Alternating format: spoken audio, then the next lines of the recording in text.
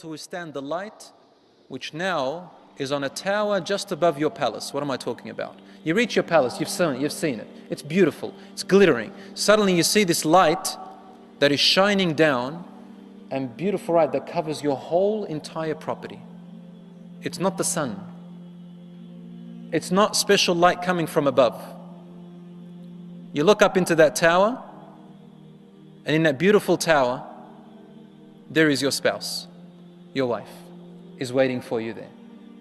So our sisters who enter Jannah, are you walking to your palace, or are you actually escorted to your palace and then you are placed there to wait for your spouse who is about to come and meet you? So in other words, maybe you are there and you are clothed and given the beautiful jewelry. The makeup of Jannah is placed on you. You are prepared for your groom who is about to approach. And you're waiting to see his face and how you're going to be attractive to him. You know, the nature of men and women. This is the nature of men and women. Women love to beautify themselves to attract their husbands first. Even though the husbands also attract their wives. But in the first stage, the woman loves to beautify herself as in her nature. So imagine you've entered now, and there are servants of yours in your palace. You've beaten your husband there, and they've prepared you and put all this makeup on you.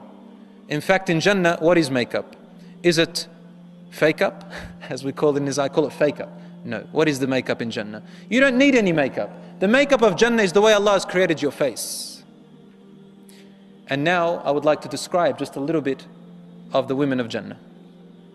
The women of Jannah, the women who enter Jannah from this world are indescribable. I cannot describe them. The hadiths and the ayat in the Quran have not described the women of this world who enter Jannah.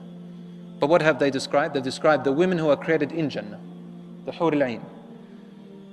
As for the descriptions of the women who enter Jannah, they are beyond their beauty. Forget it. They will look like they were just insignificant, just a little pearl they wear around their neck. That's all it is, really.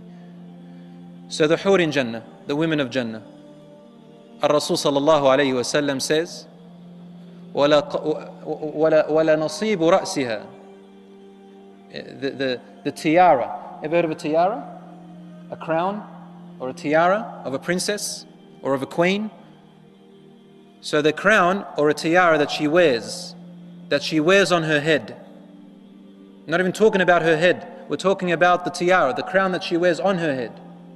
From her beauty, خَيْرٌ مِّنَ الدُّنْيَا وَمَا عَلَيْهَا. Ar-Rasul sallallahu alayhi wa sallam said, it is better than the whole world and everything that's on it.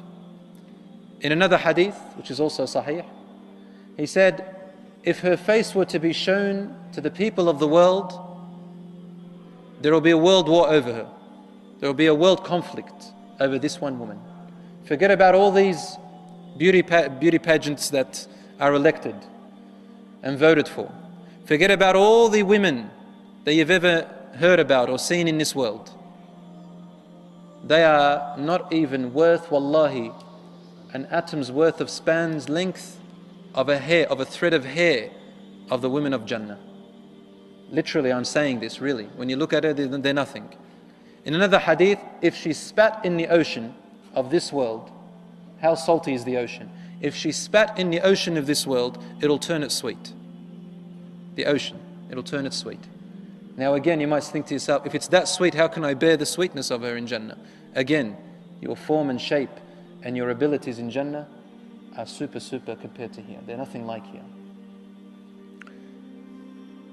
Ar-Rasul, Allah subhanahu wa ta'ala describes them in the Quran, Hur Ain, which is a word used, which is familiar to the Arabs of the deserts at that time. These words, Hur Ain, were revealed in the Meccan verses, when the people lived in Mecca, the Muslims in Mecca, before they migrated. So he's talking first to the people of the desert and the people of Mecca who understand what Hur Ain means. Hur Ain, lustrous eyes, lustrous big eyes, beautiful lustrous big eyes. In another hadith, it talks about black eyes, pitch black. The iris is pitch black. Now, does this mean that all the women of Jannah have pitch black eyes? No. But talking to the people of Mecca, in the Meccan verses, It's giving an example of what they would desire. So in other words, if the Quran mentions a particular description of colors of the men or women in Jannah, it is giving only an example of what certain people can desire. So if he's talking to the people of Mecca, they desired lustrous big eyes, dark pitch black irises in a woman. So Allah says, for you, you will have that. In other words, if this is what you desire, you're going to get it. If you desire blue eyes, you're going to get it. If you desire green eyes, you're going to get green eyes. If you desire different colored eyes, you'll get them. Allah says in the Quran, وَلَهُمْ مَا تَشْتَهِي أَنفُسُهُمْ وَتَلَذُّ أَعْيُنُهُم. That explains it all. They will have in Jannah everything that their nafs, your temptations, your lusts, your desires inside of you tempt for. Anything the nafs desires for, you can have it. وَتَلَذُّ أَعْيُنُهُم. And whatever their eyes want to taste. Taladh, meaning to taste. Whatever the eye wants to taste. You know, the eye can taste, yeah?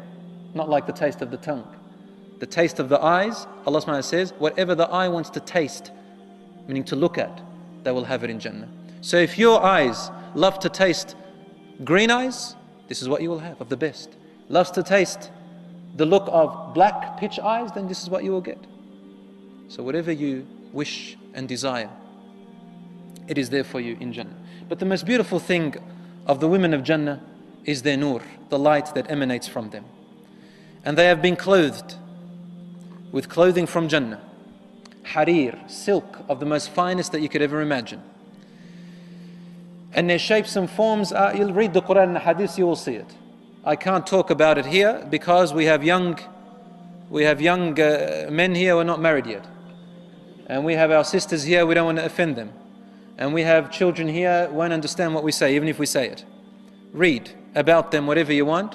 I narrated the ayah, recited the ayah, وَلَهُمْ مَا تَشْتَهِي أَنفُسُهُمْ وَتَلَذُّ أَعْيُنُهُمْ. You'll have anything your nafs desires and whatever your eye wants to taste. That explains it all. So in other words, whatever your feelings want, whatever your eyes want, whatever your anything, it is there. So you see your wife in Jannah. Now there is a question. Is it your wife that is in this world? You will see her again in the hereafter. Or is it another wife? Or is it women that Allah has created? Is it the same man that you will get? The answer, my dear brothers and sisters, some of it will shock you. Asma radiallahu anha married Az-Zubayr radiallahu anhu. And she complained to her father Abu Bakr about Az-Zubayr radiallahu anhum ajma'in, about Az-Zubayr's strictness. Like she complained that she's too strict on her. Az-Zubayr radiallahu anhu, he's one of the 10 promised paradise.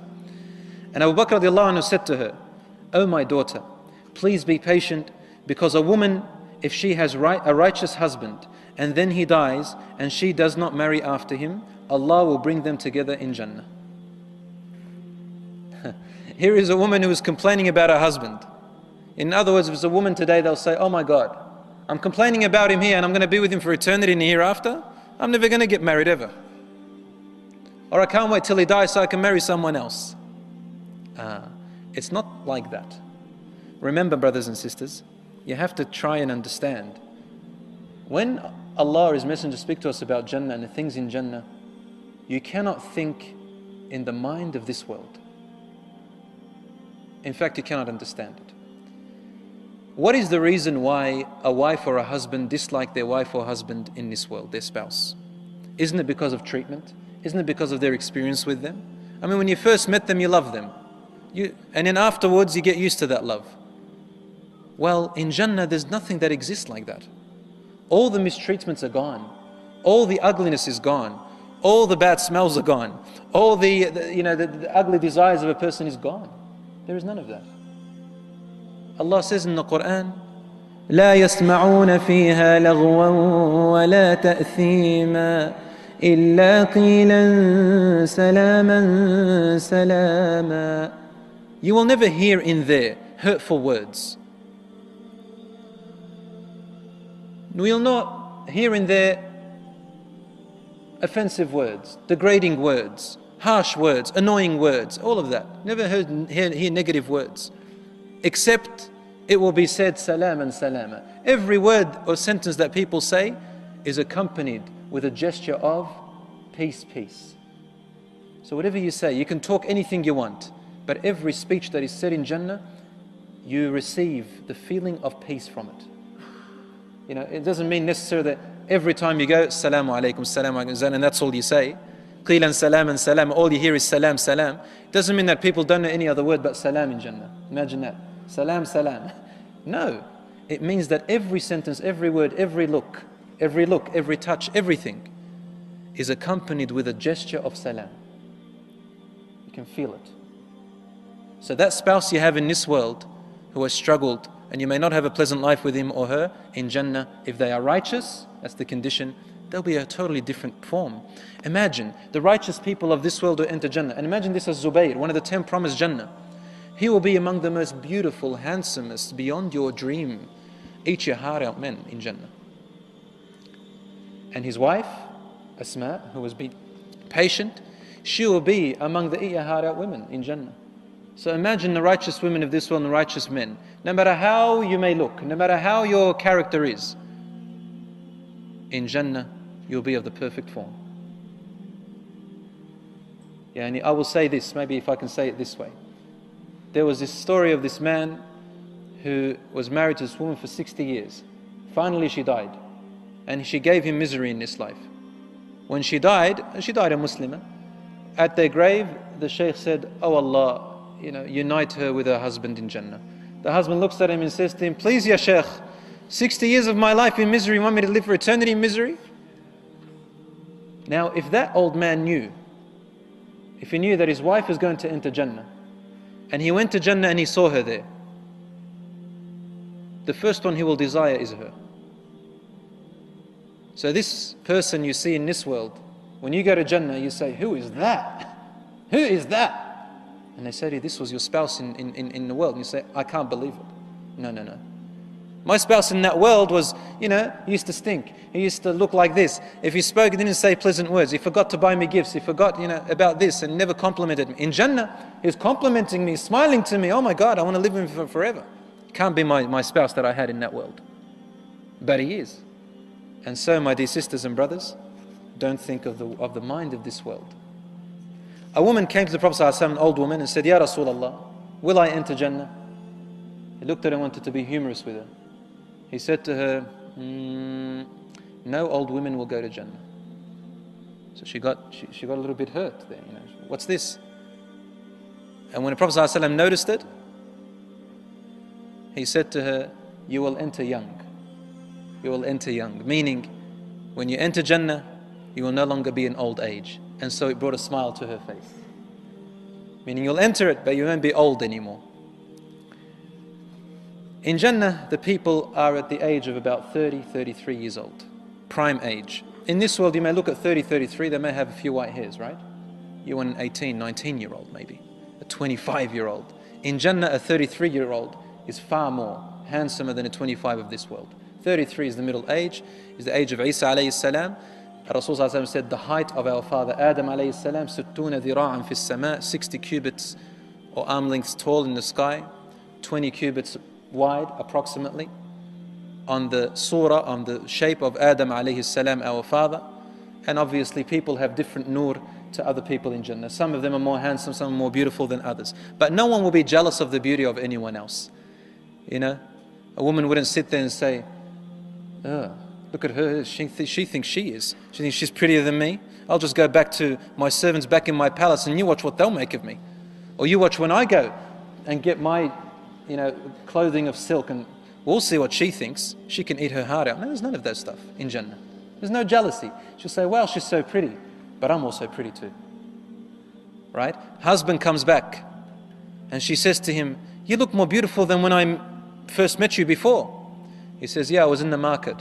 He met other people, and so the nur came onto him a little bit. And he says to her, "You look more prettier than I saw you before too." And she says, "Yeah, well, I guess I am." And this is how it is in Jannah. I'll end it with this. The spouses say to each other in Jannah, the husband says to his wife, he initiates the saying, he will say to her when he first meets her, "Everything that I have seen so far in Jannah, there is nothing that I have seen that delighted my heart and delighted my eyes more than you. more than what I have seen in you, my wife. And she says to him the same thing. And guess what? She begins to sing for you. And the things they sing for you is نَحْنُ الْخَالِدَاتِ فَلَا نَمُتْنَا. We are the ones who will live for eternity and we will never die. How's that? So they'll sing for you far more better than my voice, beyond your imagination.